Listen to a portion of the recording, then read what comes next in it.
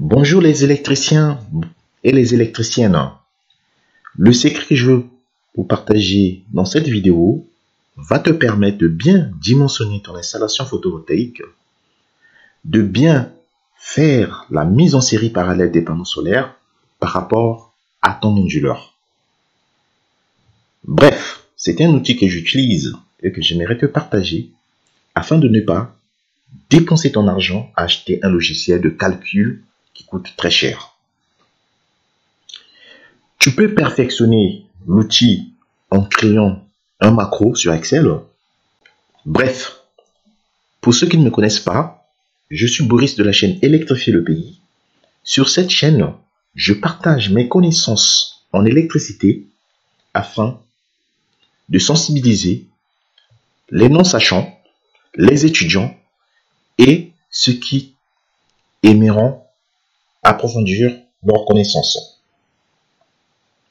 Sans trop tarder, passons au vif de notre sujet. J'oublie pas de vous demander de vous abonner, d'aimer cette chaîne afin de me soutenir pour des nouvelles vidéos. Quand il s'agit de bien dimensionner ton installation, c'est-à-dire de faire l'association entre l'onduleur et les panneaux photovoltaïques, je te propose 5 étapes. Ce sont des étapes qui vont te permettre de bien mettre en série parallèle tes panneaux solaires et ton onduleur. Donc, la première étape, nous allons voir comment calculer la tension à circuit maximale aux bornes du module PV. On va aussi voir par des exemples le calcul du courant de court-circuit maximal d'un module selon les coefficients de température.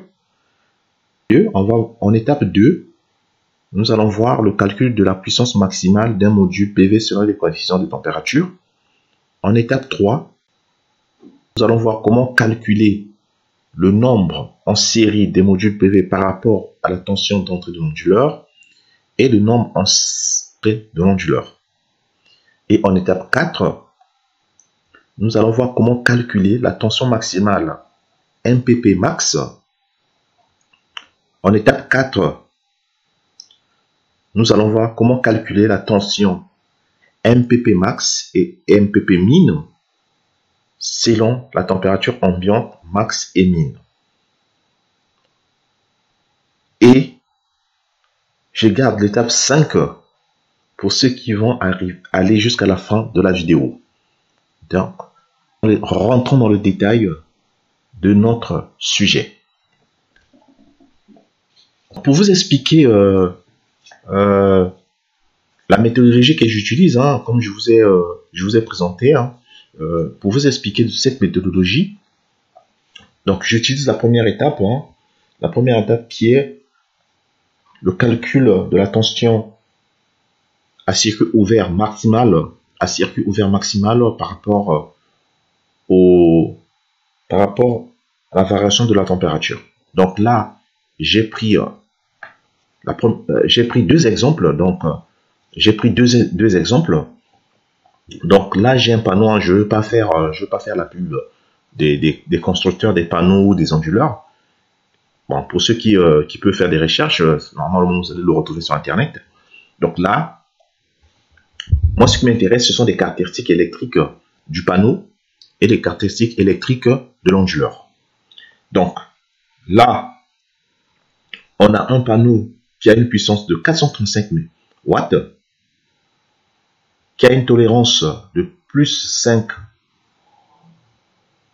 par 0 degré, un rendement de 20,1%, une tension maximale VMPPP de 72,9 volts, un courant à puissance maximale IMPPP de 5,97 ampères, une tension en circuit ouvert de 85,6 volts, un courant de court-circuit de 6,43 ampères. Donc, pour notre première étape, j'aurais besoin, premièrement, de voir comment se comporte mon panneau solaire par rapport aux variations de la température. Donc je vais vous montrer les tableaux Excel que j'ai fait. Hein. Ce sont des tableaux Excel qui respectent le guide photovoltaïque. Hein. Donc qui respecte le guide photovoltaïque. C'est un travail que j'ai fait, hein, qui m'a pris du temps, hein, pour élaborer ces tableaux. Donc, premièrement, on va commencer par la tension à circuit ouvert maximale aux bornes d'un module. Donc, on va voir par rapport à la température comment se comporte notre tension. Donc, pour ça, je vais prendre la tension module PV circuit ouvert.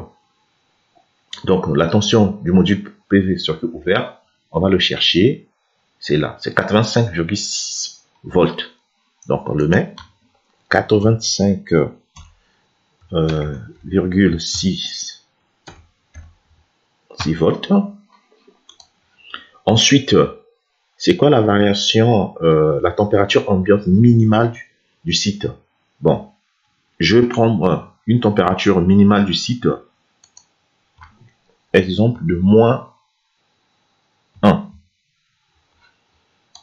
Pour la température, vous devez, j'ai oublié de vous dire une chose, vous devez voir les conditions à laquelle est fait vos tests. Donc là, on est sur des températures de -40 degrés à plus 85 degrés. Donc la température minimale qu'on a fait des tests, c'est -40 degrés Celsius. Et la température maximale qu'on a fait des tests, c'est plus 85 degrés Celsius.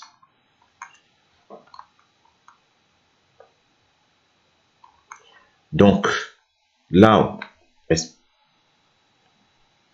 par exemple, on est en France, hein, on est dans une ville là où la température minimale est de -1 degré Celsius, hein, pendant l'hiver. Exemple. Donc là, on va mettre notre coefficient de tension circuit ouvert. Hein, c'est le coefficient de température de tension circuit ouvert. Donc on nous a donné ici, qui est égal à c'est un coefficient qui est toujours négatif. Hein, donc c'est moins 235,5 millivolts par degré Celsius. Donc, vous voyez, ça nous donne un coefficient de variation de la tension du module par pourcentage. Donc, on voit nos résultats, un facteur de correction que ça nous donne, hein, et on voit par rapport à la température de -1 degré, nous avons une augmentation de la tension. Maintenant, si j'augmente, exemple, la température ambiante du site, exemple, prenons l'exemple de l'Afrique, donc je prends 45 degrés dans le Sahel, et quand on met 45 degrés, vous voyez immédiatement la tension à circuit ouvert baisse. Donc ça veut dire que si on augmente en température ambiante de notre site, on baisse la tension. Donc déjà ça nous permet de comprendre le fonctionnement du panneau. Ça nous permet aussi de bien choisir notre panneau, de voir si le panneau que nous achetons par rapport à la fiche technique répond à nos besoins, par rapport au site à laquelle nous allons l'installer. Ça, c'est pour la tension. Pour le courant. Donc, pour le courant, nous allons chercher le courant de court-circuit fait pendant les tests standards. Hein, donc, on va voir. Hein, Donc là, on a quoi? On a 2,6 ampères. 2,6... Non, pardon, excusez-moi. C'est pas ça, c'est pas 2,6 ampères, c'est 6,43 ampères. 6,43 ampères. Notre température, donc, si bon, on va faire le premier comme l'autre, on va faire moins 1 degré Celsius. Ensuite, on met le coefficient de température de courant de court-circuit du module. Donc, ce coefficient est positif. Donc, vous voyez, avec un courant, avec une température minimale de moins 1 degré Celsius, on constate que notre courant de court-circuit baisse. Maintenant, si on augmente, exemple, la température, 45 degrés, exemple, vous voyez, le courant de court-circuit de notre panneau augmente. Donc, vous comprenez ce que la température fait sur un panneau. Maintenant, j'ai pris un extrait du guide photovoltaïque. Si vous ne connaissez pas,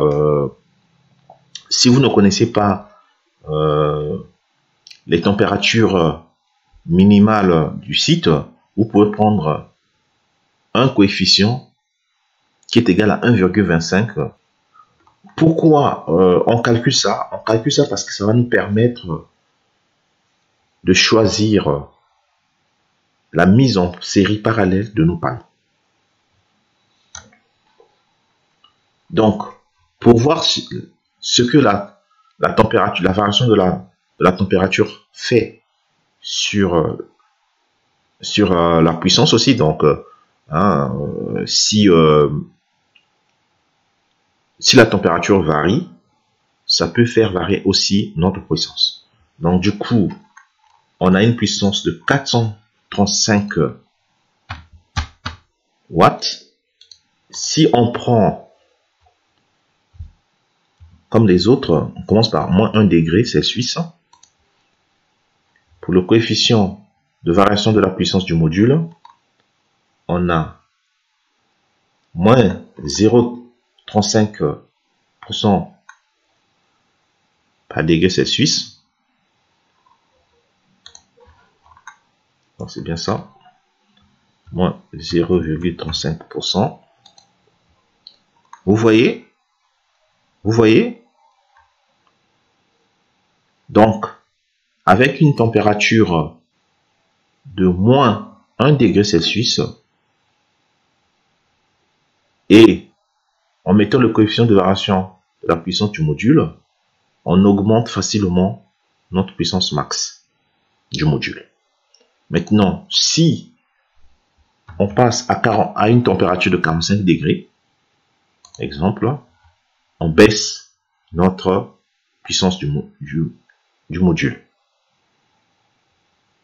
Ces paramètres, il faut faire très attention, il faut les comprendre quand vous faites le dimensionnement ou la mise en série parallèle de vos panneaux.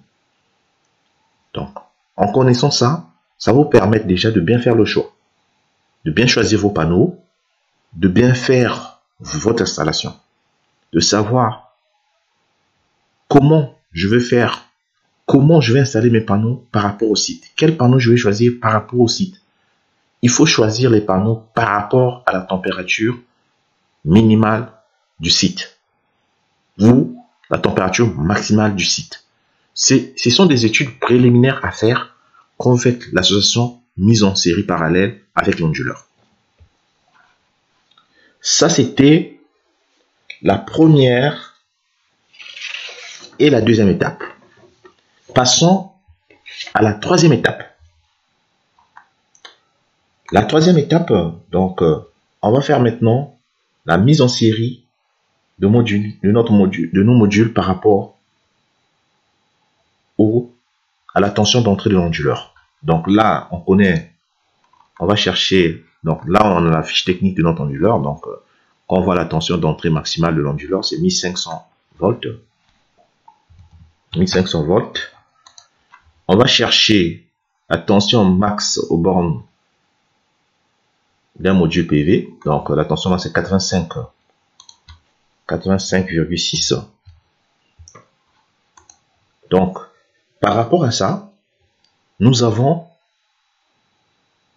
pouvons mettre en série 17 modules. Donc on peut avoir une chaîne de 17 modules. Pour le courant, donc le courant c'est souvent en parallèle, hein, donc la mise en parallèle des modules, hein, pour former nos strings.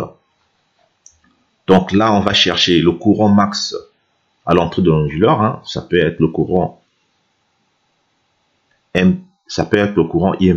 IMPPT. Donc si l'onduleur est constitué des MPPT, donc là on voit sur cet onduleur on a 12 entrées. Donc on a 12 entrées, on va chercher le courant par entrée MPPT.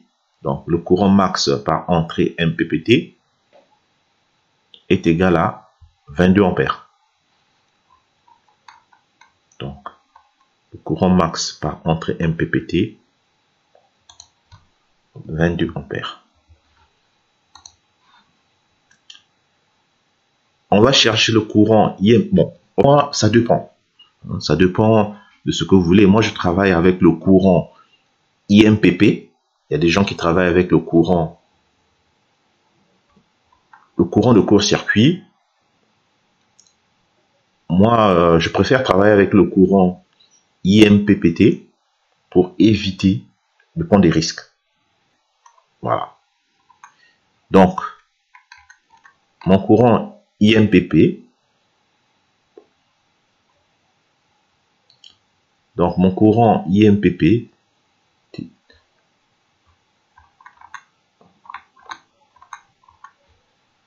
Donc, c'est 5,97 ampères. 5,97 ampères.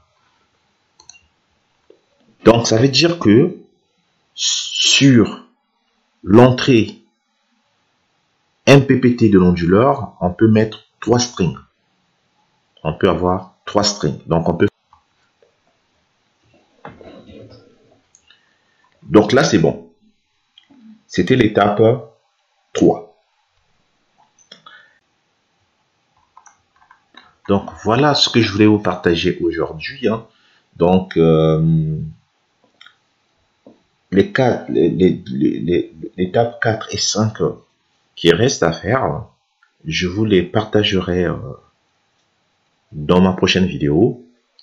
Merci de m'avoir suivi et vous pouvez refaire des calculs, hein. Vous pouvez créer un outil avec Excel qui va vous permettre de travailler, de faire vos panneaux comme la mise en parallèle par rapport aux entrées de l'onduleur. Merci de m'avoir suivi. À la prochaine. Ciao, ciao.